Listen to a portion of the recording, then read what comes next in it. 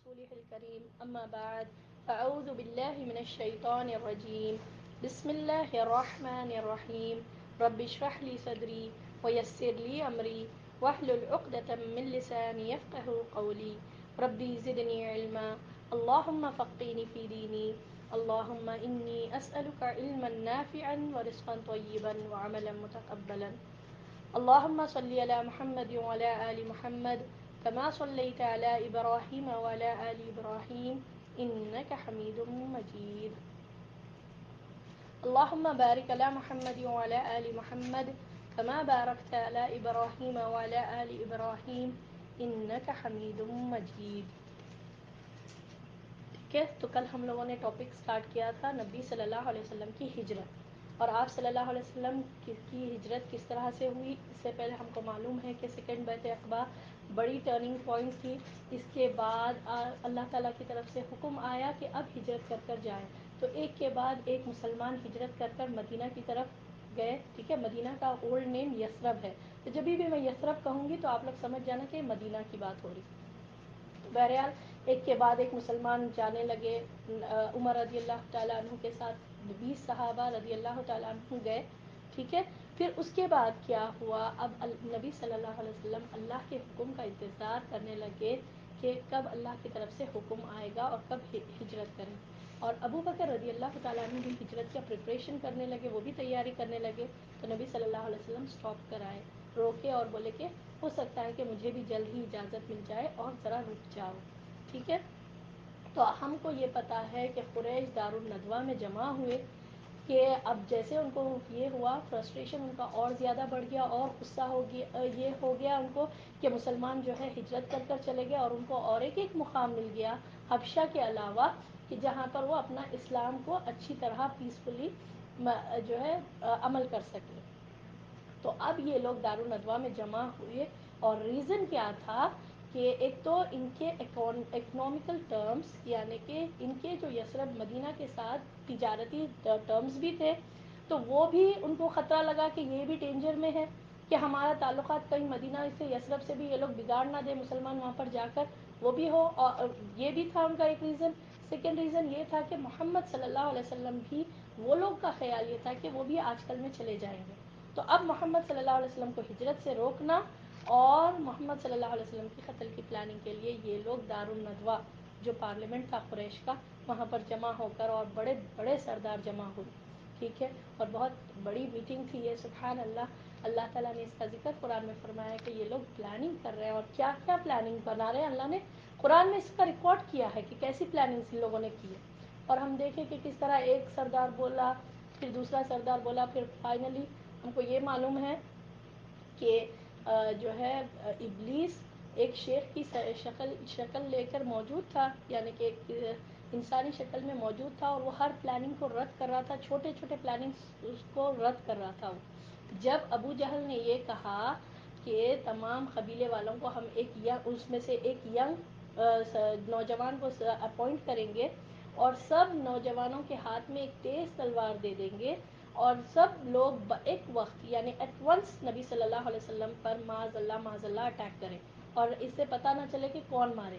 تو ہم کیا کریں گے، ہم لوگ اتنے پورے قبیلوں سے تو نبی صلی اللہ علیہ وسلم کے خاندان والوں کو ہمت نہیں ہوگی فیس کرنے کے لیے، لڑنے کی، تو ہم اس کے بدلے بلڈ منی دے دیں گے، دیت دے دیں گے. یہ تھا یہ بڑا پلان جو ابو جہل نے بنایا تھا، جس پر ابلیس نے بھی شاباشی دی تھی. تو بہرحال ان لوگ یہ پلاننگ کر رہے تھے، اور ادھر اللہ تعالیٰ بھی پلاننگ کر رہا تھا. اور اللہ تعالیٰ نے سورۃ الانفال میں فرمایا ہے کہ یہ لوگ چال چل رہے تھے، اور اللہ تعالیٰ بھی تدبیر کر رہا تھا، اور اللہ تعالیٰ بہترین تدبیر کرنے والا ہے. اور اللہ نے کیسا ان کی تدبیروں کو ختم کیا، اتنی بڑی تدبیر کی تھی. اور یہ تدبیر یہ لوگ کس کے مقابلے میں کر رہے ہیں، سبحان اللہ، اللہ کے مقابلے میں، کیونکہ آپ صلی اللہ علیہ وسلم اللہ کے رسول ہیں، اور جو آیتیں جو لے کر آئے ہیں وہ اللہ کا کلام ہے. اس کے مقابل میں ان لوگوں نے پلاننگ کی تھی. اور ادھر اللہ نے جبریل علیہ السلام کو بھیج کر نبی صلی اللہ علیہ وسلم کو بتا دیا کہ ان لوگ کی کیا پلاننگ ہے، اور آپ صلی اللہ علیہ وسلم کو اجازت دے دی گئی ہجرت کرنا ہے، کیسے کرنا ہے، کون سے وقت نکلنا ہے، یہ سب جبریل علیہ السلام آ کر بتا دیے. اب اس کو امپلیمنٹ کرنے کے لیے نبی صلی اللہ علیہ وسلم بھی لگ گئے، اور نبی صلی اللہ علیہ وسلم ہم کو معلوم ہے کبھی بھی دوپہر کے وقت کبھی بھی ابو بکر رضی اللہ تعالیٰ عنہ کے گھر پر نہیں جاتے تھے. حالانکہ صبح یا نہیں تو شام میں ڈیلی جاتے تھے, مگر دوپہر کے وقت نہیں جاتے تھے. تو جیسے اس دن آپ صلی اللہ علیہ وسلم دوپہر کے وقت آئے تو ابو بکر رضی اللہ تعالیٰ عنہ سمجھ گئے کہ یہ انیوژول ہے, کچھ امپورٹنٹ چیز ہے جس کی وجہ سے آپ صلی اللہ علیہ وسلم آئے. تو ہم اس پر بھی ہم دیکھیں کہ کس طرح ابو بکر رضی اللہ تعالیٰ عنہ کا کردار تھا کہ نبی صلی اللہ علیہ وسلم نے کہا کہ مجھے اجازت مل گئی ہے, آج نکلنا ہے. تو ابو بکر رضی اللہ تعالیٰ عنہ اتنا روئے, یعنی کہ خوشی کے آنسو تھے, ان کے داڑھی وہ ہو گئی, تر ہو گئی روتے روتے کہ میرے کو اتنا بڑا آنر ملا کہ میں اللہ کے رسول صلی اللہ علیہ وسلم کے ساتھ ہجرت کروں گا. ان کی خوشی کا یہ عالم تھا. تو بہرحال انہوں نے جو 2 اونٹنی پریپیئر کر کے رکھے تھے وہ ہے نا ہینڈ اوور کر کے, ہم کو معلوم ہے عبداللہ بن اریقت لیسی, ٹھیک ہے, یہ گائیڈ کا نام یاد رکھنا, یہ راستوں کا بہت ایکسپرٹ تھا. اس نے کیا کیا, اس کو کیا کرے, نبی صلی اللہ علیہ وسلم پیسے دے کر اس کو بولے کہ یہ ٹائم پر یعنی 3 دنوں کے بعد غار ثور کے پاس آ جانا, ٹھیک ہے. اور اس سے عہد اور پیمان بھی لیے تھے کہ یہ بات لیک نہیں کرنا چاہیے. اور ہم کو معلوم ہے کہ اس دور میں عہد و پیمان کی بہت زیادہ پاسداری تھی, یعنی بہت زیادہ طور پر نبھاتے تھے قریش کے لوگ. بہرحال یہ اریقت, عبداللہ بن اریقت کو یہ بات طے کر کے ادھر نبی صلی اللہ علیہ وسلم اپنے نارمل روٹین پر رہے, ادھر قریش کے لوگ بھی اپنی کوئی چال سے نہیں بتا رہے تھے کہ ہم یہ پلاننگ کر کے ہیں, ہم یہ ایسی پلاننگ کریں, ہم ملے, ہم یہ کریں. ادھر نبی صلی اللہ علیہ وسلم بھی اپنے عام روٹین پر جیسا معمول تھا, حسب معمول جو کرتے تھے کام اسی پر لگ گئے, تاکہ کسی کو کچھ حرکت نہیں ہو رہی معلوم تھی. اب کیا, جیسے ہی رات ہوئی تو یہ اکارڈنگ قریش جو پلان بنائے تھے پارلیمنٹ میں بیٹھ کر, دار الندوہ میں بیٹھ کر جو پلاننگ بنائے تھے اس کے حساب سے وہ جو ہے آپ صلی اللہ علیہ وسلم کے گھر کو سراؤنڈ کر لیے. آپ صلی اللہ علیہ وسلم کے گھر کو پورے سراؤنڈ کر لیے, پورے یہ جو اکارڈنگ ٹو دیئر پلاننگ. اور ادھر آپ صلی اللہ علیہ وسلم بھی اپنے گھر میں موجود تھے, اور نبی صلی اللہ علیہ وسلم کے بیڈ پر حضرت علی رضی اللہ تعالیٰ عنہ کو سلا دیا گیا. نبی صلی اللہ علیہ وسلم نے کہا کہ آج تم میرے بستر پہ سو گے اور تمہیں کوئی نقصان نہیں ہوگا, ٹھیک ہے. اور آپ صلی اللہ علیہ وسلم گھر میں موجود تھے, اور یہ لوگ کیا, جو نوجوان جو ہائر کیا گیا تھا, جس کو اپوائنٹ کیا گیا تھا, وہ لوگ خوش ہو گئے, تکبر اور غرور میں آگے کہ ہاں محمد صلی اللہ علیہ وسلم اب سو رہے ہیں, جیسے ہی اٹھ کے باہر آئیں گے ہم ہمارا کام ہم جو ہے نا نبی صلی اللہ علیہ وسلم کا معاذ اللہ کام تمام کر دیں گے. ادھر آپ صلی اللہ علیہ وسلم, ٹھیک ہے, ہم کو معلوم ہے سورۃ یاسین کی آیت تلاوت کرتے ہوئے گھر سے باہر نکلے اور اللہ نے ان کی بصیرت چھین لی. اللہ اکبر کبیرہ. ایسا ہوا دیکھیے معاملہ, حالانکہ پورا گھر گھیرا ہوا ہے آپ صلی اللہ علیہ وسلم کا, مگر آپ صلی اللہ علیہ وسلم کس طرح سے نکلے کہ ان لوگ کے سامنے سے, بالکل ان لوگ کے آنکھوں کے سامنے سے نکلے. اور بعض روایتوں میں یہ بھی آتا, آپ صلی اللہ علیہ وسلم ایک مٹھی بھر مٹی لے کر ان کے چہروں پر مار دیے, اور یہ شاہت الوجوہ, چہرے بگڑ جائے, یہ کہہ کر بھی ان لوگوں کے اوپر مٹی پھینکے. اور مگر یہ جو آیت سورۃ یاسین کی آیت نمبر 9 تلاوت کرے تھے, اس سے جو ہے نا اللہ نے ان کی بصیرت چھین لی کمپلیٹلی, وہ لوگ دیکھے نہیں, اور آپ صلی اللہ علیہ وسلم ان کے آنکھوں کے سامنے سے بالکل نکلے, اور اپنے گھر سے نکل کر ڈائریکٹ ابو بکر رضی اللہ تعالیٰ عنہ کے گھر پر گئے, اور پھر دونوں کھڑکی کے تھرو, ٹھیک ہے, دروازے سے نہیں نکلے, کھڑکی سے دونوں نکل کر اب جو ہے غار ثور کی طرف چلے. اور ہم کو معلوم ہے 5 میل کا سفر آپ صلی اللہ علیہ وسلم نے پیدل رات میں, اور ابو بکر رضی اللہ تعالیٰ عنہ نے پیدل یہ سفر طے کیا. اللہ اکبر کبیرہ. پوری رات چلتے رہے یہاں تک کہ فجر کا طلوع ہونے کا تھوڑا وقت آ گیا تھا, جب تک آپ صلی اللہ علیہ وسلم اور ابو بکر رضی اللہ تعالیٰ عنہ چلتے رہے آلموسٹ 5 میل. اور جب بالکل مکہ چھوڑ چکے تھے,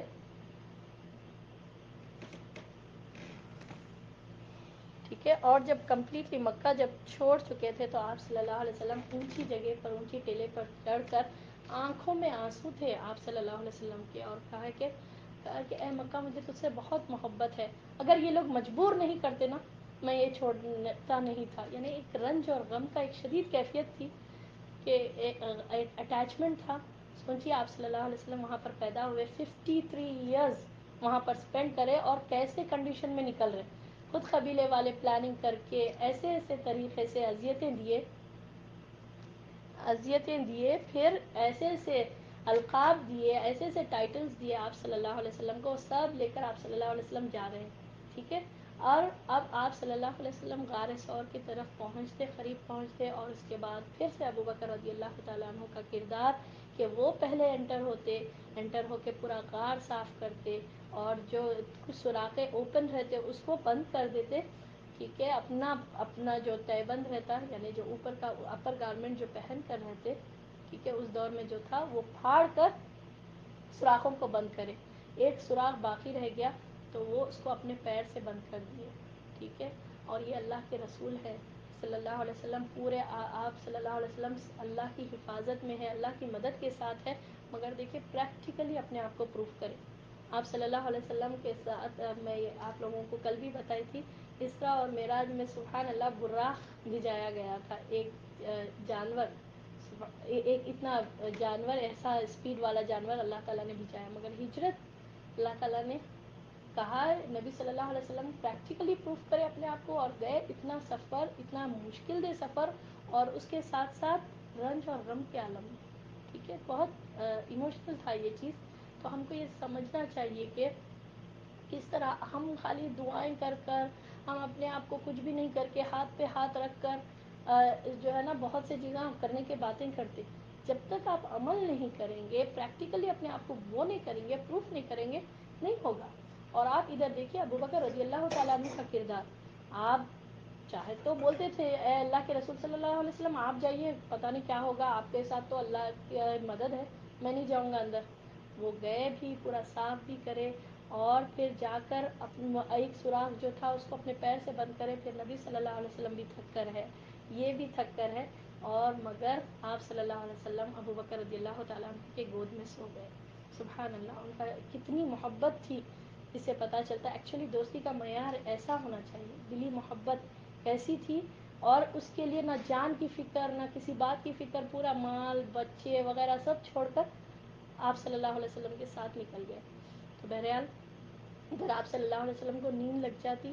اور یہ دیکھیے بہت انٹرسٹنگ جو چیز ہوئی وہاں پر، وہ یہ کہ ابو بکر رضی اللہ تعالیٰ عنہ کے پیر کو ایک زہریلا جانور، سکتا بچھو تھا، سانپ تھا، کیا تھا پتہ نہیں، تو بہرحال وہ ڈس لیتا، تو آپ صلی اللہ علیہ وسلم کو نیند لگ جاتی، وہ گود میں لیٹے ہوئے رہتے، اور یہ اٹھاتے نہیں ابو بکر رضی اللہ تعالیٰ عنہ. اور وہ درد برداشت کرتے کرتے کرتے ان کے آنکھ سے آنسو نکلتے، اور آنسو نکل کر آپ صلی اللہ علیہ وسلم کے چہرے مبارک پر گرتا ایک آنسو، جس سے آپ صلی اللہ علیہ وسلم بیدار ہو جاتے، اور آپ صلی اللہ علیہ وسلم ماجرا دریافت کرتے کہ کیا ہوا.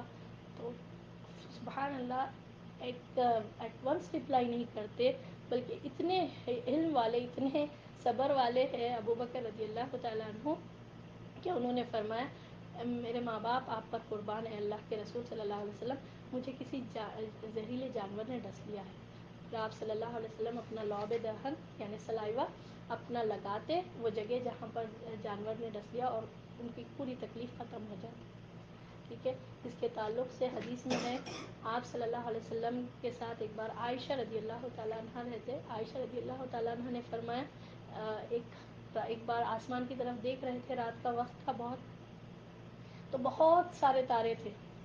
تو جب دیکھے عائشہ رضی اللہ تعالیٰ عنہ تو بولے کہ اے اللہ کے رسول صلی اللہ علیہ وسلم یہ کتنے تارے ہیں آسمان میں، کیا کسی کی نیکیاں اتنی زیادہ ہے؟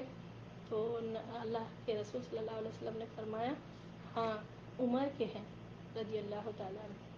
تو ان کے دل میں خیال آیا اچھا میرے والد ابو بکر رضی اللہ تعالیٰ عنہ کا کچھ نہیں ہے. تو وہ پوچھے کہ ابو بکر رضی اللہ تعالیٰ عنہ کا کیا ہے؟ نبی صلی اللہ علیہ وسلم نے فرمایا کہ ابو بکر کے اس ایک رات کے نیکیاں، یعنی اس یہ غار کی جو فرسٹ نائٹ کے نیکیاں عمر کے اتنے نیکیوں کے برابر بھی نہیں ہیں. اللہ اکبر. تو یہ چوزن پیپل تھے. اللہ اکبر. ایسے ہی کسی کو اللہ تعالیٰ نہیں دے دیتا، وہ لوگ اپنے آپ کو پروف کرے اینڈ اپنی جان، اپنے مال، اپنی صلاحیتیں، ایوری تھنگ اللہ کے راستے میں یوز کرے، تبھی یہ نیکی کا تعلق اللہ تعالیٰ انہی لوگوں کو دیتا جو واقعی میں ڈیزرونگ ہے. ایسے ہی اللہ تعالیٰ کامن لوگوں کو نہیں عطا فرماتا. تو بہرحال اب یہ ہو گئے ابو بکر رضی اللہ تعالیٰ عنہ، بہرحال اب یہ ہوا. اب غار میں رہنے لگے. 3 رات غار ثور میں آپ صلی اللہ علیہ وسلم نے گزارا. اور کس طرح سے؟ صرف دودھ پر. ٹھیک ہے، اس طرح ہم کو دودھ کی اہمیت بھی پتہ چلتی کہ صرف دودھ پر. اور کس طرح سے ہوا؟ عبداللہ بن ابو بکر جو ابو بکر کے بیٹے تھے وہ آتے تھے، یعنی ایسے ٹائم پر نکلتے تھے جب قریش کو بالکل معلوم نہیں رہتا تھا. رات کے ایسے ٹائم پر نکل جاتے تھے جب سب لوگ سو گئے، اور وہاں پر پہنچ کر ان کو پوری خبر دے دیتے تھے کہ کیا یہ لوگ کی پلاننگ ہے، کیا یہ قریش کے کیا کیا معاملات ہو رہے ہیں، یہ لوگ کیا کر رہے ہیں یہاں پر پیچھے. وہ سب باتیں بول کر، خبریں دے کر، پھر صبح جو ہے فجر سے پہلے ایسا چلے جاتے تھے مکہ میں تاکہ لوگوں کو پتہ ہی نہیں چلے کہ کیا ہوا. ٹھیک ہے، یہ نوجوان تھے ابو بکر کے بیٹے. اور پھر عامر بن فہیرہ رضی اللہ تعالیٰ عنہ، یہ غلام تھے. وہ کیا کرتے تھے؟ بکریاں چرانے کے بہانے، ٹھیک ہے، بکریوں کو گھاس کھلانے کے بہانے وہ لے کر آتے تھے. دور تک ایسے نکل کر جاتے تھے، لوگ سمجھتے تھے کہ بکریاں چرا رہے، تو جاتے جاتے غار ثور کے قریب پہنچتے تھے. اور یہ بکریوں کا دودھ آپ صلی اللہ علیہ وسلم اور ابو بکر رضی اللہ تعالیٰ عنہ پیتے تھے. اور پھر وہ بکریوں کو، سبحان اللہ، دیکھیں پلاننگ، تدبیر آپ کو پتہ چلتی کتنی امپورٹنٹ ہے. اور یہ نہیں کہ اللہ تعالیٰ کی مدد بھی ہے، ایسا نہیں کہ سب چیز بالکل چھوڑ دیے. ٹھیک ہے، اللہ تعالیٰ کی مدد کے ساتھ تدبیر بھی برابر ہو رہی. اور ادھر عامر بن فہیرہ واپس جب بکریوں کو کون سے راستے سے لے کر آتے تھے؟ جہاں سے عبداللہ بن ابو بکر جو راستے سے گزرتے تھے، کیونکہ اب صحرا تھا، ریت میں کہیں قدموں کے نشان نہ رہ جائیں اور لوگ فالو نہ کریں، تو یہ سوچ کر وہ بکریوں کو وہاں سے لے کر جاتے تھے تاکہ پورے فٹ سٹیپس مٹ جائے. ٹھیک ہے، کلیئر ہے یہاں تک؟ آگے بڑھو. چلیے ٹھیک ہے، الحمدللہ. ہاں، پھر اس کے بعد اب ادھر پیچھے قریش کا کیا حال تھا؟ وہ لوگ تو بہت غرور اور تکبر میں ادھر نبی صلی اللہ علیہ وسلم کے گھر کے اطراف پورا سراؤنڈ کر کے تھے. مگر جب دیکھے کہ علی رضی اللہ تعالیٰ عنہ کو بستر سے اٹھتے ہوئے اور باہر نکلتے ہوئے، ان کے کمپلیٹلی شاکڈ، ان کے طوطے اڑ گئے، یعنی کہ کمپلیٹلی شاک، اسپیچلیس رہ گئے. یہ کون ہے؟ ہم تو محمد صلی اللہ علیہ وسلم ہے سمجھ کر وہ لوگ پوری رات ویسے ہی گزارے. مگر جب علی رضی اللہ تعالیٰ عنہ گھر آئے، وہ لوگ کمپلیٹلی شاکڈ رہ گئے. پھر قریش کے سردار وغیرہ بھی جو ہے علی رضی اللہ تعالیٰ عنہ کو مار کر لے کر گئے خانہ کعبہ تک، مگر بے فائدہ، کیونکہ علی رضی اللہ تعالیٰ عنہ کیا بولے؟ مجھے نہیں معلوم. اور واقعی میں کہاں ہے، کدھر ہے، نہیں معلوم تھا، جھوٹ بھی نہیں تھا یہ. تو بہرحال علی رضی اللہ تعالیٰ عنہ کو جب نبی صلی اللہ علیہ وسلم صرف بولے تھے کہ تم یہاں سونا ہے آج رات بستر پر، ٹھیک ہے. اور ان کا بھی ایمان دیکھیے کہ کس طرح سے، جس طرح کل سمیہ بتائے تھے کہ واقعی میں علی رضی اللہ تعالیٰ عنہ کا کیسا ایمان تھا کہ کچھ سوال نہیں کرے کہ کیوں میں لیٹوں، کیا ہے آخر، کیا ماجرا ہے، کوئی سوال نہیں. جب آپ صلی اللہ علیہ وسلم بتا دیے، فوری اس پر عمل کرے. اور علی رضی اللہ تعالیٰ عنہ کو بھی مارے تو کچھ فائدہ نہیں ہوا، پھر بعد میں چھوڑ دیے، جیسا آپ صلی اللہ علیہ وسلم نے فرمایا کہ تم کو کچھ نقصان نہیں ہوگا، اور ہوا بھی نہیں. تو بہرحال اب یہاں یہ لوگ اب غصے سے پاگل ہو رہے تھے، قریش کے لیڈرز. اب پھر پلٹ کر ابو بکر رضی اللہ تعالیٰ عنہ کے گھر پر گئے. اسما بنت ابو بکر تھے وہاں پر. وہ دروازہ جب وہ اوپن کرے تو یہ جو ہے نا قریش کے لوگ، یہ ابو جہل جو تھا، اس نے پوچھا کہ کہاں ہے ابو بکر؟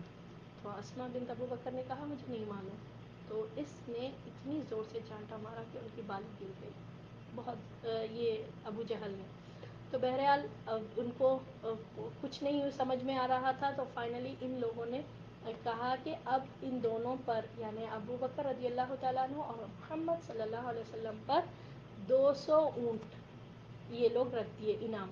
جو بھی مردہ یا زندہ ان کو ڈھونڈ کر لے کر آئیں گے، دونوں کے بدلے میں 200 اونٹ ملیں گے، یعنی ایک کے بدلے 100 اونٹ ان لوگ رکھ دیے، تاکہ لوگ ہے نا سب لوگ تلاش کرنے لگے. اور ادھر آپ صلی اللہ علیہ وسلم غار ثور میں ہیں، 3 راتیں ہو گئی. ادھر جو ہے نا اب کیا ہوا، تلاش کرتے کرتے کرتے قریش کے لوگ بالکل غار کے قریب پہنچ گئے. اور سبحان اللہ، ابو بکر رضی اللہ تعالیٰ عنہ یہ فیل کر کے ایک دم غم میں آئے، یعنی ڈرے، اتنا ڈرے، اور سوچے کہ اب کیا ہوگا. اللہ کے رسول صلی اللہ علیہ وسلم یہ تو اتنا قریب آ گئے. تو نبی صلی اللہ علیہ وسلم نے کہا لا تحزن، تم غم نہ کرو، ان اللہ معنا، اللہ تعالیٰ ہمارے ساتھ ہے. سورۃ التوبہ آیت نمبر 40 میں اللہ نے ریکارڈ کیا، اگر تم اللہ کے رسول کی مدد نہیں کرو گے تو اللہ نے اللہ کے رسول کی صلی اللہ علیہ وسلم کی مدد کی تھی جب وہ غار میں تھے، جب ان کے ایک دو میں سے ایک ساتھی نے کہا کہ اب تو ہم کو پکڑے جائیں گے. نبی صلی اللہ علیہ وسلم نے کیا فرمایا؟ غم نہ کرو، اللہ کے ساتھ ہے. سبحان اللہ. تو اس کے بعد اللہ نے ایسی سکینت نازل فرمائی. اللہ نے قرآن میں پڑھے جب آیت، آپ کو جب معلوم ہے کہ یہ کانٹیکس میں یہ آیت آئی، آپ پڑھیں گے تو آپ کو چلے گا. سورۃ التوبہ آیت نمبر 40. ٹھیک ہے. اس کے بعد کیا ہوا؟ اللہ نے سکینت نازل فرمائی. اللہ فرماتا ہے اور ایسے لشکر سے اللہ نے مدد فرمائی جس کو تم نے نہیں دیکھا، یعنی فرشتے. اور اگر یہ لوگ جھکتے، اپنا سر جھکاتے تو پا لیتے. یعنی غار تھا. غار آپ سوچے کوئی بڑا سا روم نہیں، کچھ وہ نہیں، غار ہوتا، بالکل ایک چھوٹی جگہ ہے. اگر وہ قریش کے لوگ اپنا سر جھکاتے تو پا لیتے، مگر اللہ نے ایسی حفاظت فرمائی. اور بہرحال وہ لوگ وہاں سے چلے گئے اور آپ صلی اللہ علیہ وسلم اور ابو بکر رضی اللہ تعالیٰ عنہ غار ثور میں رہے. ٹھیک ہے. یہ تھا ایک مختصر سا بریف کل جو ہم لوگوں نے ٹاپک کی تھی. ٹھیک ہے. حضرت ابو بکر رضی اللہ تعالیٰ عنہ اور نبی صلی اللہ علیہ وسلم کی ہجرت کے تعلق سے. اور راتیں 3 راتیں آپ صلی اللہ علیہ وسلم نے وہاں پر گزاری، اور کھانا پینا کچھ نہیں، صرف دودھ پر. یہ ٹف سچویشنز تھے. طائف بھی ہم لوگوں نے دیکھا کہ آپ صلی اللہ علیہ وسلم کے ٹفسٹ ڈیز میں تھا.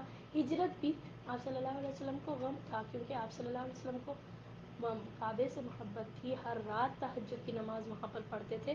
سب چھوڑ کر جا رہے ہیں. سبحان اللہ، صرف اللہ کے خاطر. تو بہرحال کل ہم لوگوں نے یہاں تک کیا تھا. کلیئر ہے؟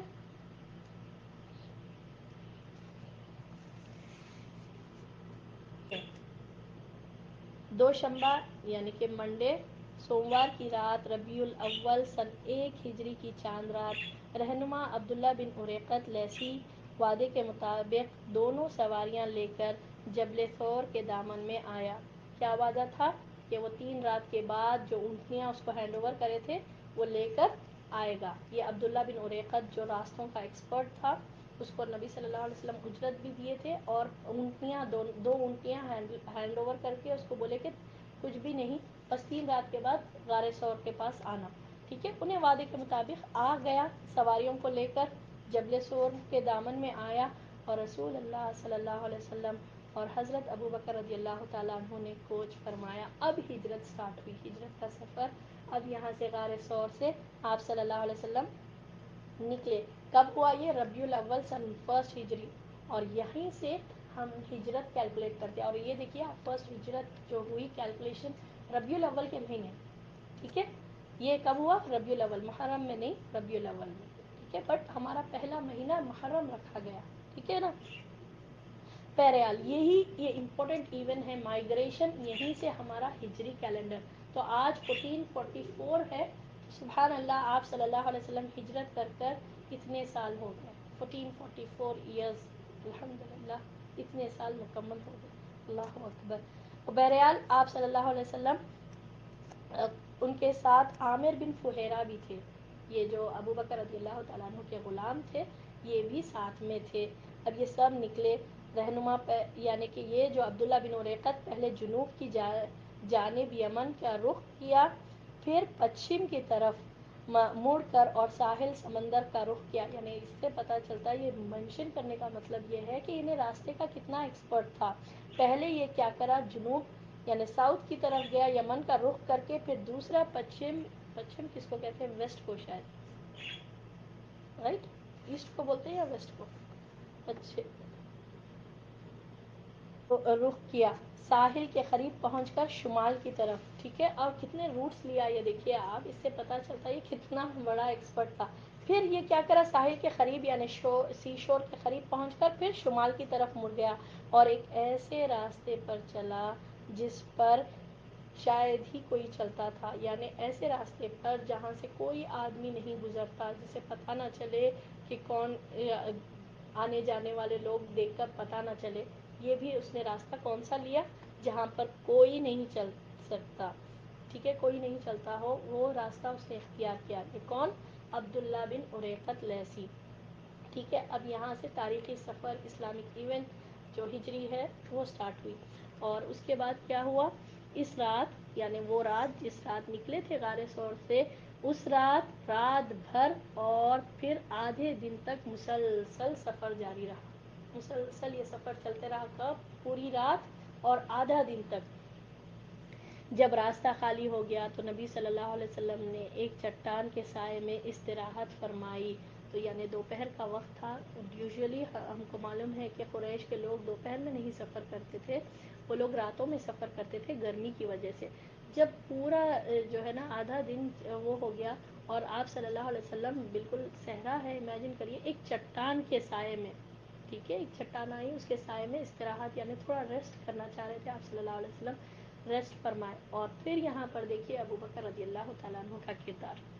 ابو بکر رضی اللہ تعالیٰ عنہ نے گرد و پیش کا جائزہ لیا، یعنی اطراف پورا چیک کرے کہ کوئی ایسا کوئی خطرہ تو نہیں، کوئی لوگ تو نہیں ہے، کوئی دیکھ تو نہیں رہا ہے. اس دوران ایک چرواہا آیا. ابو بکر رضی اللہ تعالیٰ عنہ نے اسے دودھ دو. دیکھیے رات کا پورا، اس رات جبل سور سے جب نکلے پوری رات سفر ہوا، پھر آدھا دن، ٹھیک ہے، آدھا دن کب تک ہوتا ہے؟ ظہر کا ٹائم جو دوپہر تک ہو گیا نا، وہاں تک سفر کرنے جب دھوپ کا وقت تھا تو ایک چٹان کے قریب پہنچے تو آپ صلی اللہ علیہ وسلم اس کے سائے میں استراحت یعنی ریسٹ کرے، ٹھیک ہے، ریسٹ کرنے لگے. تو ابو بکر رضی اللہ تعالیٰ عنہ راستے کا جائزہ لیے کہ اطراف میں کوئی خطرہ تو نہیں ہے، پورا چیک کرنے لگے. اور پھر تھوڑی دیر کے بعد ایک چرواہا آیا اور چرواہے سے ابو بکر رضی اللہ تعالیٰ عنہ نے دودھ دھوایا. اور جب نبی صلی اللہ علیہ وسلم بیدار ہوئے تو آپ کو اتنا دودھ پلایا کہ جی خوش ہو گیا. پھر وہاں سے آگے چل پڑے. پھر دیکھیے دودھ کا ذکر، پھر راستے میں دودھ ہی پیے. چرواہا آیا تو پھر آپ صلی اللہ علیہ وسلم جو ہے نا کو دودھ دیے ابو بکر رضی اللہ تعالیٰ عنہ. غالباً دوسرے دن معبد کے خیمے میں، اب یہاں سے ایک انٹرسٹنگ، دیکھیے راستے میں کیا کیا، ایک انٹرسٹنگ واقعہ پیش آیا. اور کیا ہوا؟ غالباً دوسرے دن معبد کے خیمے سے گزر ہوا. یہ خدید کی اطراف میں مشلل کے پاس ہوا کرتی تھی. یعنی یہ جگہ ہے، یہ جہاں کہاں رہتی ہے یہ معبد کا خیمہ کہاں ہے؟ خدید کے اطراف مشلل کے پاس ان کا گھر تھا. مشلل مکے سے 130 کلومیٹر دور پر ہے. یہ جگہ کہاں پر ہے؟ مکے سے کتنی دور پر ہے؟ 130 کلومیٹر دور ہے. آپ صلی اللہ علیہ وسلم نے پوچھا کہ اس کے پاس کچھ ہے، یعنی میزبانی کے لیے کچھ ہے؟ تو اس نے میزبانی سے معذرت کی اور بتلایا کہ بکریاں دور دراز گئی ہوئی ہیں. یعنی اس کے پاس تھے بکریاں، اس کے شوہر لے کر گئے. یہ معبد بتا رہی ہے. نبی صلی اللہ علیہ وسلم وہاں پر اس کے خیمے میں پہنچ کر اس سے پوچھے کہ کھانے کے لیے کچھ ہے؟ تو بہرحال اس نے کہا کہ نہیں، بکریاں تو تھے مگر شوہر لے کر گئے دور دراز چرنے کے لیے. ادھر خیمے کے ایک گوشے میں ایک بکری تھی جسے کمزوری نے ریوڑ سے پیچھے چھوڑ رکھا تھا. یعنی کمزور سی بکری، ریوڑ کہتے ہیں ہرڈ، فلوک آف شیپ کو، ٹھیک ہے. تو بہت سے شیپس تو چلے گئے تھے، بکریاں تو چلے گئے تھے، شوہر چلانے لے کر گیا تھا، مگر ایک کمزور سی بکری، ٹھیک ہے، وہ ایک کارنر پر تھی تو وہ رہ گئی تھی اور اس میں دودھ کا ایک قطرہ بھی نہ تھا.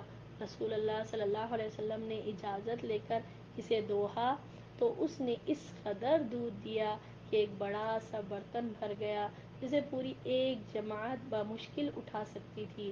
آپ صلی اللہ علیہ وسلم نے اسے معبد کو پلایا، وہ آسودہ ہو گئی. اپنے ساتھیوں کو پلایا، وہ بھی آسودہ ہو گئے.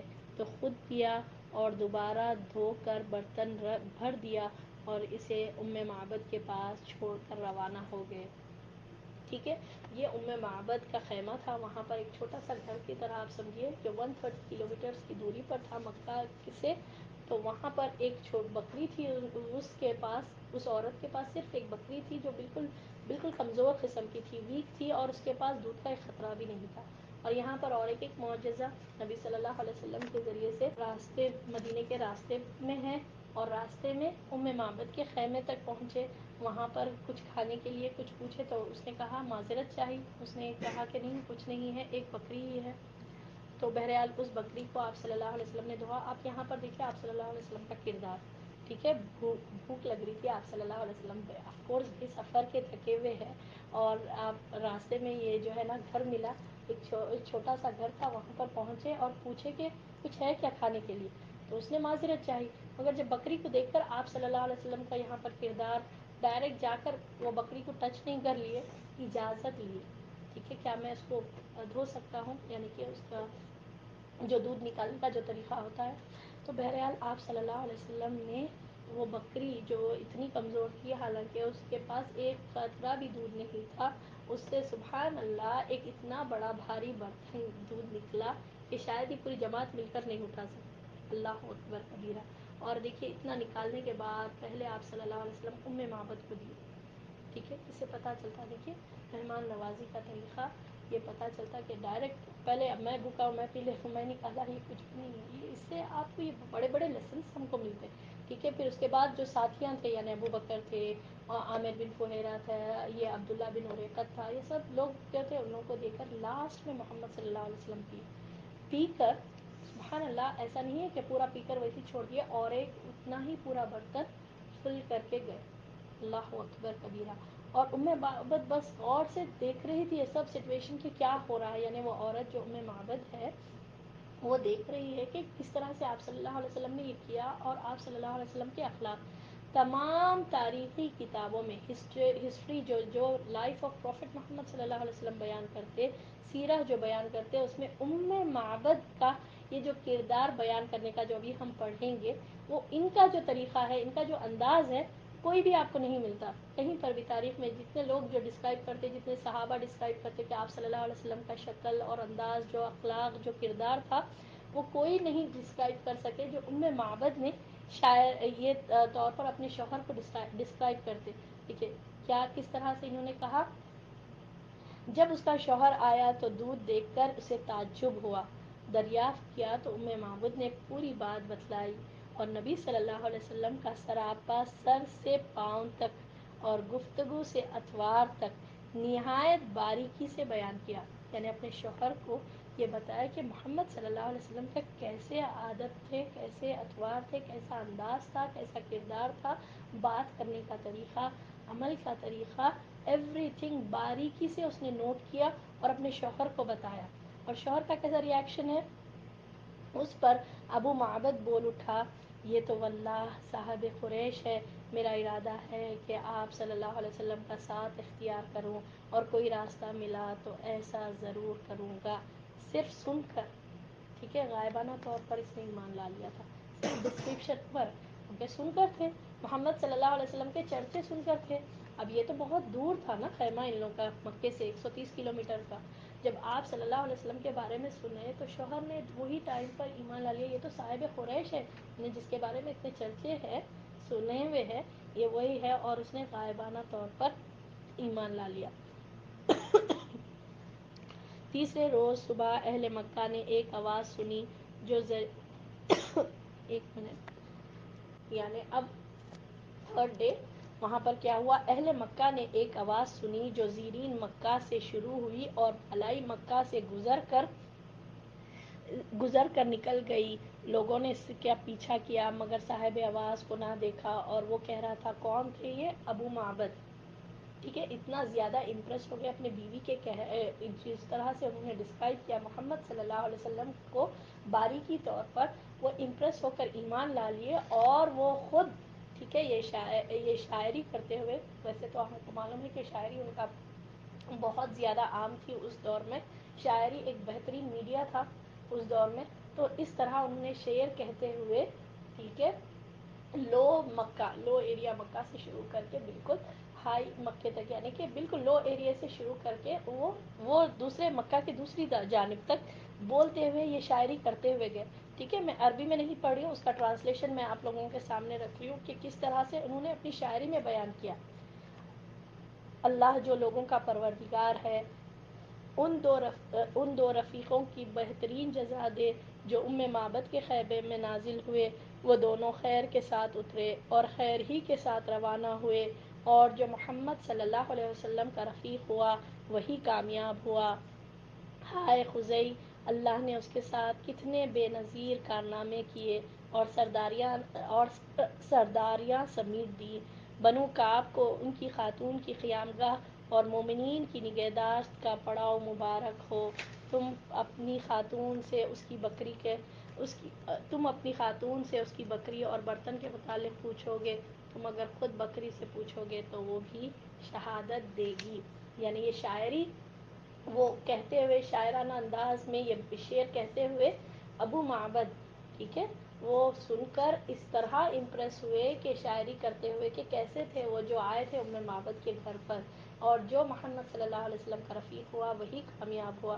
اور پھر اور یہ شاعری کہتے ہوئے وہ نکلے اور کیا بولے فائنلی کہ اگر تم بکری سے بھی پوچھو گے تو وہ بھی بتا دے گی کہ کیسا کردار تھا محمد صلی اللہ علیہ وسلم.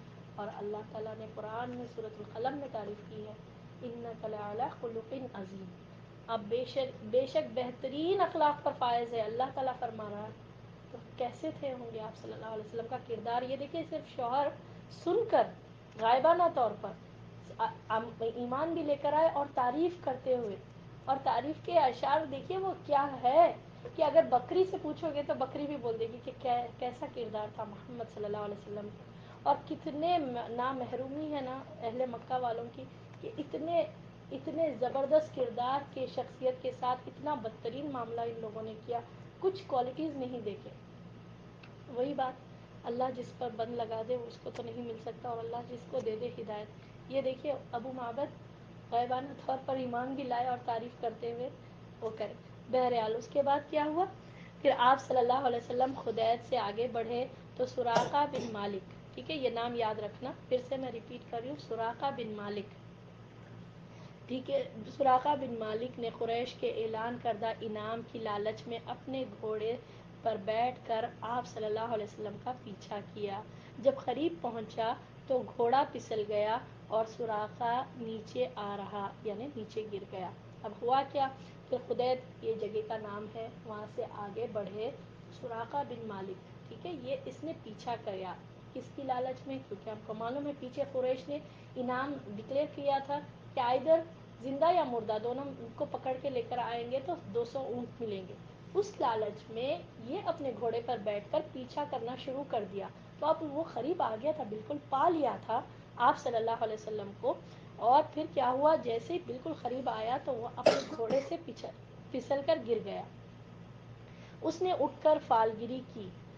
فالگیری کے تیر دیکھ کے نقصان پہنچ سکتا ہے یا نہیں، تیر وہ نکلا جو ناپسندیدہ تھا. اس دور میں ہم کو معلوم ہے فالگیری یہ جو تیروں کے ذریعے سے کرتے ہیں، تیر کو آسمان کی طرف مارتے، تیر ایسے ڈائریکشن میں آیا تو خلاص، یا یہ نہیں کرنا چاہیے، یا پھر تیر ایسا گرا تو بہرحال ان لوگوں کے کچھ رولز تھے کہ تیر کا ایرو کے ڈائریکشنز کو دیکھ کر وہ عمل کرتے تھے. اور وہ فالگیری کا آج کل بہت شکل ہے. اس میں ہم بھی دیکھتے ہیں فارچون ٹیلنگ، طوطے سے نکالنے لگاتے، اپنا ہاتھ دکھاتے، پامسٹ وغیرہ کے پاس جاتے، فارچون ٹیلرز کے پاس جاتے اس طرح، یا پھر اپنا ہاراسکوپ جو نیوز پیپرز میں آتا، وہ ویکلی آتا، وہ پڑھ کے اور اس پر یقین کر کے وہی اعتماد کرتے. یہ سب فالگیری کے شکل ہے. اور اس کے تعلق سے آپ صلی اللہ علیہ وسلم نے فرمایا جس نے ایسا کیا اس نے میرا اور میری نبوت کا انکار کیا. اور ایک روایت میں یہ ہے کہ اس کے جو فارچون ٹیلر کے پاس جاتا اس کی 40 دن کی نمازیں نہیں قبول ہوتی. یہ سب فالگیری ہے. بہرحال اس دور میں تھا تو اس کے پاس تھے، وہ تیر تھے، تو اس نے کیا تو ایسا آیا جو ناپسندیدہ تھا. اور وہ بھی ہوا بھی ایسا کہ اب یہ کام کرنا نہیں چاہیے، یعنی پیچھا نہیں کرنا چاہیے، یہ اس کو نکلا. لیکن فال بد کی پرواہ کیے بغیر وہ سوار ہو کر اور آگے بڑھا. کون؟ سراقہ بن مالک. یہ نام ہمیشہ یاد رکھنا. اگر میں آپ لوگوں سے سوال کری کہ آپ صلی اللہ علیہ وسلم جب ہجرت کر جا رہے تھے وہ کون تھا جس نے پیچھا کیا؟ سراقہ بن مالک. کیونکہ یہ امپورٹنٹ شخص ہے، بعد میں یہ ایمان بھی لایا. اور سراقہ بن مالک کے بارے میں آپ جنگ بدر میں بھی پڑھیں گے، ٹھیک ہے، انشاءاللہ باذن اللہ. تو بہرحال اب یہ سراقہ بن مالک کیا کرا، یہ تیر برا بھی نکلا، یعنی یہ کام ناپسندیدہ ہے، تب بھی وہ آگے بڑھا کیونکہ پیسوں کی لالچ تھی. آف کورس 200 اونٹ ملنے والے تھے، تو اس نے اس کی پرواہ نہیں کر کے بھی آگے بڑھا.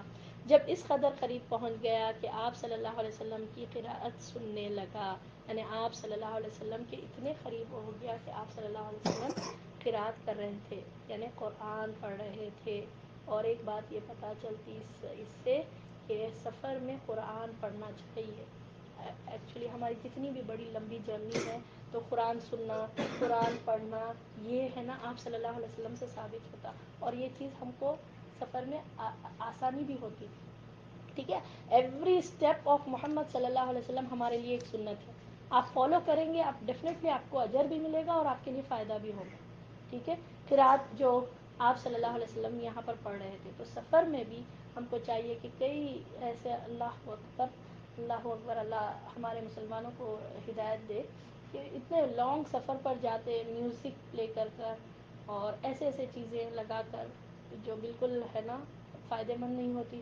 اور ایسے ایسے کیسز بھی ہے سبحان اللہ، نوجوانوں کے ینگ بچے اتنی بڑے بڑے ساؤنڈ پر، اتنی ہائی ساؤنڈ پر میوزک پلے کر جاتے رہتے ہیں. یہ ایک قصہ میں آپ کو جو سنا رہی ہوں بالکل ٹرو اسٹوری ہے. تو سبحان اللہ، وہ کار کا ایکسیڈنٹ ہوا، میوزک ویسی ہی بج رہی اور جو تھے کار میں سب وہ ہو گئے. آپ سوچئے ان کا کیا معاملہ ہوگا. تو نہیں کرنا چاہیے نا. یہاں پر دیکھیے آپ صلی اللہ علیہ وسلم کی قرات سننے لگا، اتنے قریب پہنچ گئے، یعنی آپ صلی اللہ علیہ وسلم زور سے بھی پڑھ رہے تھے. اس سے پتہ چلا کہ قرات زور سے بھی پڑھنا چاہیے. ٹھیک ہے، ایسا نہیں اپنے اندر اندر پڑھ رہے تھے، سننے لگا وہ، تو پڑھنا چاہیے، لگانا چاہیے. ہمارے کو جتنا یاد ہے ہم خود پڑھیں سفر میں، اور یا پھر ہم بہتر طریقہ یہ ہے کہ کسی قاری کا لگائیں، کار میں لگاتے وقت سفر کے دوران بچے یہ میوزک سے. یہ چیز ہم کو کوئی فائدہ نہیں دے گی. لائف انسرٹین ہے ہمارے پاس. اللہ نہ کرے کہ ہمارا برا خاتمہ ہو. اللہ ہم کو ہر قسم کے برے خاتمے سے بچا کر رکھے، آمین یا رب العالمین.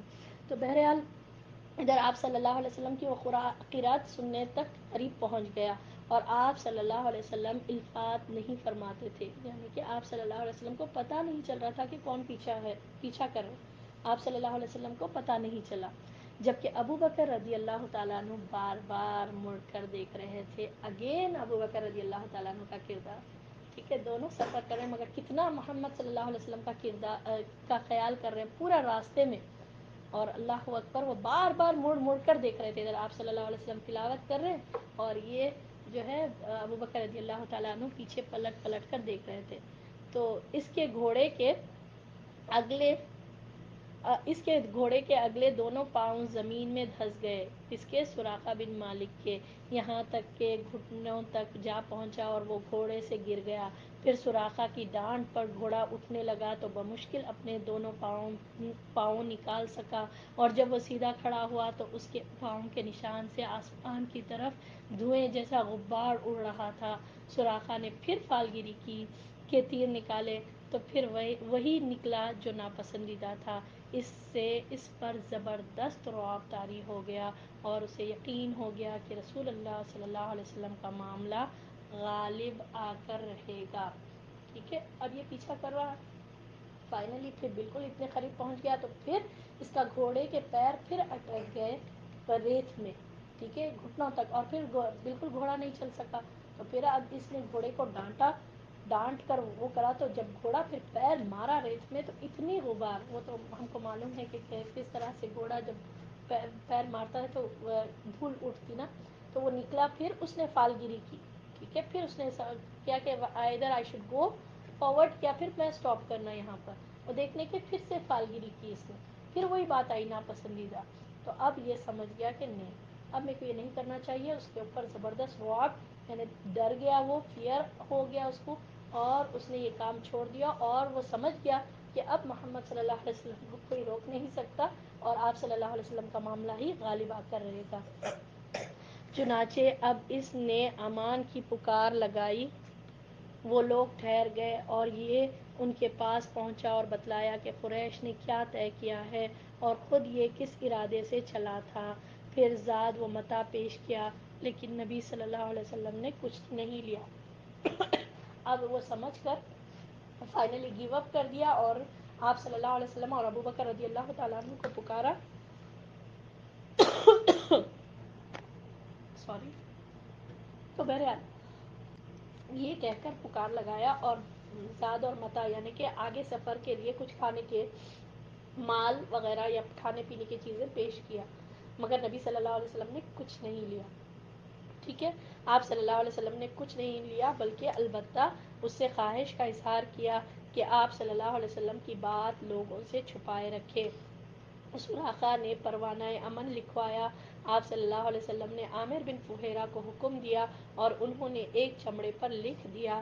پھر سراقہ واپس ہوا اور جو کوئی تلاش میں ملا ان سے کہا ادھر کوچ کی خبر لے چکا ہوں، یہاں تمہارا جو کام تھا کیا جا چکا، اور یوں تلاش کرنے والوں کو واپس کر دیا۔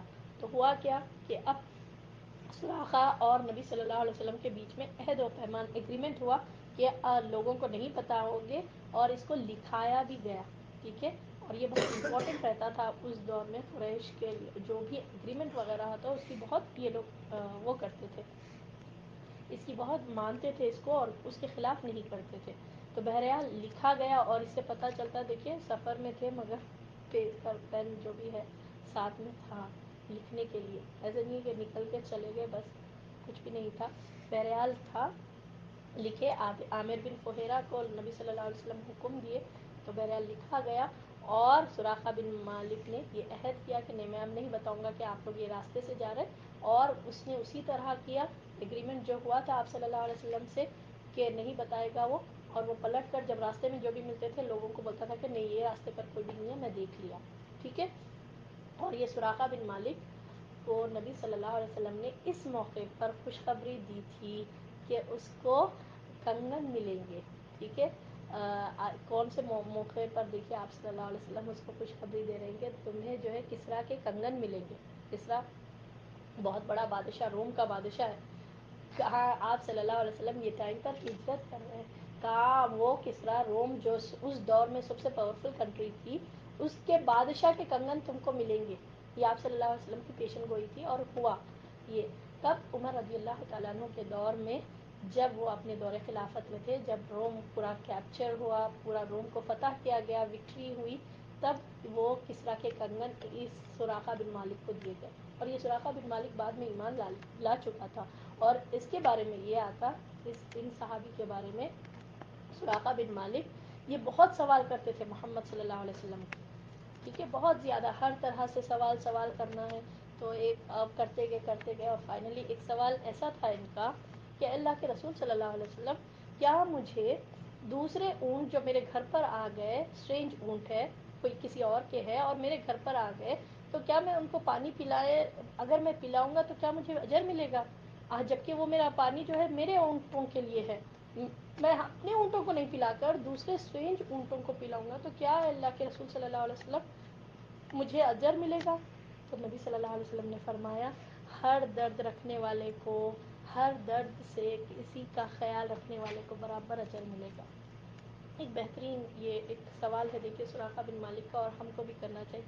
اپنے پاس ہونے کے باوجود، اپنا تھا وہ، ٹھیک ہے، یعنی کہ اپنے اونٹوں کی کھلانا تھا، مگر اس کے باوجود اگر کوئی پھر ایسے اسٹرینج اونٹ گھر پر آ گئے تو اس کو بھی پلانے پر بھی اجر ملے گا۔ اور اس سے ہم کو بھی پتہ چلتا کہ ہمارے پاس گھر میں کوئی کھانا ہے، وہ ایسے مومنٹ پر کہ ہم ہی کھا سکتے، ہم کیا آفر کرتے کسی اور کو، یہ ہم دیکھنا چاہیے۔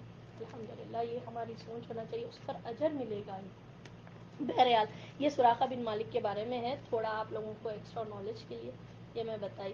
تو بہرحال یہ سراقہ بن مالک کو نبی صلی اللہ علیہ وسلم نے خوشخبری دی، اور یہ واپس پلٹا اور اپنے عہد پر ہی رہا جو نبی صلی اللہ علیہ وسلم سے کیا تھا، اور اسی طرح ہوا معاملہ۔ اب کیا ہوا آگے؟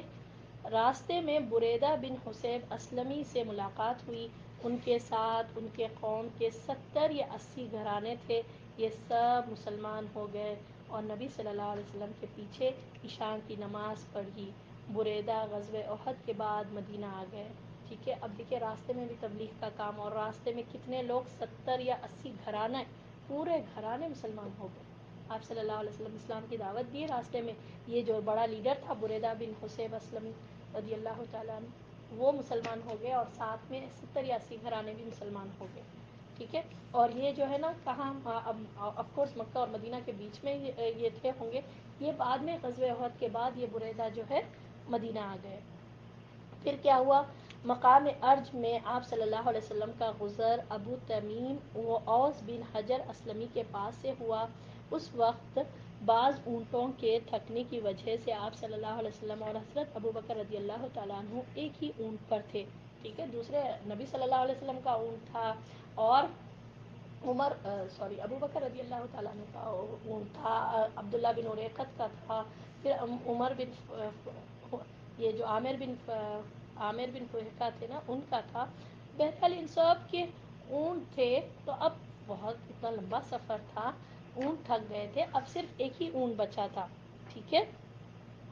اوس نے اپنا ایک اونٹ دیا اور اپنے غلام مسعود بن حیزہ کو ساتھ کر دیا جو مدینہ تک آپ صلی اللہ علیہ وسلم کے ہمراہ تھے. ٹھیک ہے. اب یہ نام آپ لوگوں کے لیے امپورٹنٹ نہیں ہے، جو امپورٹنٹ نام تھا میں بتا دی، سراقہ بن مالک، کیونکہ اب یہ سب نام آپ یاد کریں گے تو بالکل کنفیوز ہو جائیں گے. ٹھیک ہے. مگر اتنا یاد رکھیں کہ راستے میں امپورٹنٹ بات کیا ہے کہ آپ صلی اللہ علیہ وسلم راستے میں بھی تبلیغ کر رہے تھے اور بہت سے لوگ مسلمان بھی ہو گئے. ٹھیک ہے. اب یہاں پر یہ بھی مسلمان ہوا. مقام ارج پر ایک جگہ کا نام ہے. وہاں پر پہنچے پر جب آپ صلی اللہ علیہ وسلم کے تمام اونٹ تھک گئے تھے، صرف ایک ہی اونٹ باقی تھا، تو اس نے ایک اونٹ بھی دیا اور ایک غلام بھی دیا. احد کے موقع پر بھی اوس نے مشرکین کی آمد کی خبر اپنی اسی غلام کے ذریعے رسول اللہ صلی اللہ علیہ وسلم کو بھجوائی تھی. اوس مسلمان ہو گیا تھا لیکن ارج ہی میں قیام پذیر رہا. ٹھیک ہے. اور یہ اوس کون تھا؟ یہ مسلمان تو ہو گیا تھا، راستے میں مکہ اور مدینہ کے بیچ کے راستے پر تھا. اور جبھی بھی یہ احد کے غزوہ احد کے ٹائم پر جب مشرکان مکہ اتنا بڑا لشکر لے کر آ رہے تھے تو اس نے ہی محمد صلی اللہ علیہ وسلم کو خبر دی. ٹھیک ہے. اب کیا ہوا اس کے بعد؟ وادی ریم میں پہنچے تو حضرت زبیر بن عوام رضی اللہ تعالیٰ عنہ سے ملاقات ہوئی جو مسلمانوں کے ایک تجارتی قافلے کے ساتھ شام سے واپس آ رہے تھے. انہوں نے رسول اللہ صلی اللہ علیہ وسلم اور ابو بکر رضی اللہ تعالیٰ عنہ کو سفید پارچہ جات پیش کیے. ٹھیک ہے. تو یہ کون ہے؟ وادی ریم. ہم مدینے کے بالکل قریب پہنچ رہے ہیں تو ایک ایک ایریے ہم لیا جا رہا. جب یہ مقام پر پہنچے تو وہاں پر زبیر بن عوام سے ملاقات ہوئی. جی کون بتائے گا آپ لوگوں میں سے زبیر بن عوام کون ہے؟ وہ ایک آؤٹر گارمنٹس جو ہوتے نا، جو اکثر آپ لوگ دیکھے ہوں گے. جی. اور ہوپ آپ لوگوں کو سب کلیئر ہوگا. کوئی چیز، کوئی ڈاؤٹ ہے، کوئی آپ لوگوں کو ایسی بات سمجھ میں آئی، کوئی رائے بولنا چاہ رہے، کوئی اپنی بات کمنٹ کرنا چاہ رہے تو پلیز بالکل کریے. ہمارے معاملات ٹھیک ہو جائے. معاملات میں جتنے برائیاں ہیں، جتنے غلطیاں ہیں، اللہ کرے کہ ہم کو معاف کر دے اور ہم درست کریں. اور ہمارا رب بیٹھا ہوا، یقین جانیے معاف کرنے کے لیے بیٹھا ہوا. غلطیاں ہوں گے غلطیاں ہوں گے، مگر آپ معافی مانگ لیں.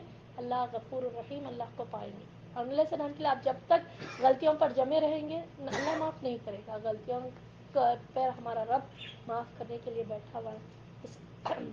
اللہ سے دعا ہے کہ اللہ تعالی ہمارے اس پڑھنے کو قبول کرے، ہمارے اس جمع ہونے کو قبول فرمائے، اور اس دین کی اثر اللہ تعالی ہمارے نسلوں میں قائم رکھے، اور آخر میں اللہ ہم سب سے راضی ہو جائے. آمین یا رب العالمین.